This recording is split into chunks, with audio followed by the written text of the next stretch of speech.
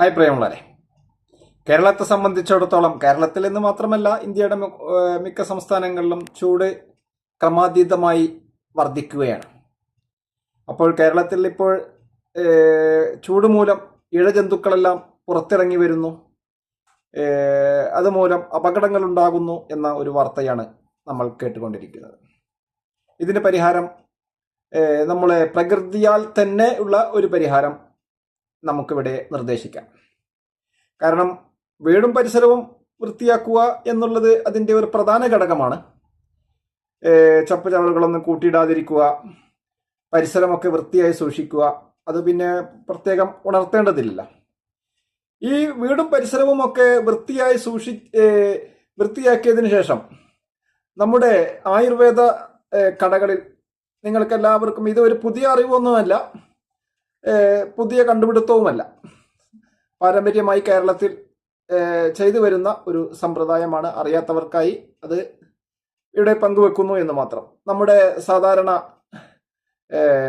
വെട്ടുമരുന്ന് പീടികയിൽ കിട്ടുന്ന പാൽക്കായം, സാധാരണ മരുന്ന് പീടികളിലൊക്കെ ആയുർവേദ മരുന്ന് കടകളിലൊക്കെ ലഭ്യമാകും പാൽക്കായം. ഈ പാൽക്കായം കുതിർത്തിയതിനു ശേഷം അത് സ്പ്രേ ചെയ്യുക. വീടിന് പരിസരത്ത് ഇഴജന്തുക്കൾ വരാൻ സാധ്യതയുള്ള സ്ഥലങ്ങളിലെല്ലാം അത് സ്പ്രേ ചെയ്ത് കഴിഞ്ഞാൽ അതിൻ്റെ മണം ഇവർക്ക് അനുകൂലമല്ല.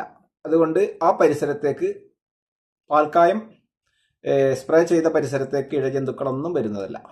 പിന്നെ അല്ലെങ്കിൽ അത് കുറച്ച് വലിയൊന്നുമില്ല എങ്കിലും കുറച്ചും കൂടി എക്സ്പെൻസ് കുറക്കാൻ വേണ്ടി അതിൻ്റെ പീസുകൾ ജനല് അതേമാതിരത്തെ എവിടെയെങ്കിലുമൊക്കെ സാധ്യതയുള്ള സ്ഥലങ്ങളിലൊക്കെ അതിൻ്റെ പീസുകൾ വെച്ച് കഴിഞ്ഞാൽ ആ മണം അവിടെ എന്നും നിലനിൽക്കും. അത് നമുക്കത്ര ശക്തിയുള്ള ഒരു മണമായിട്ടൊന്നും തോന്നിയില്ലെങ്കിലും ഈ വരുന്ന ഇഴജന്തുക്കൾക്കെല്ലാം ആ മണം നെഗറ്റീവാണ്.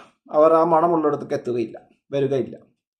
അപ്പോൾ ഈ പാൽക്കായം വളരെ സിമ്പിളായ ഒരു, കേരളത്തിൽ ആദ്യകാലം മുതലേ ഇഴജന്തുക്കളുടെ ശല്യമുള്ളിടത്തൊക്കെ ചെയ്തു വരുന്ന ഒരു സമ്പ്രദായമാണ്. അത് കുതിർത്തിയിട്ട് അത് വെള്ളം രൂപത്തിലാക്കി അത് സ്പ്രേ ചെയ്യുക.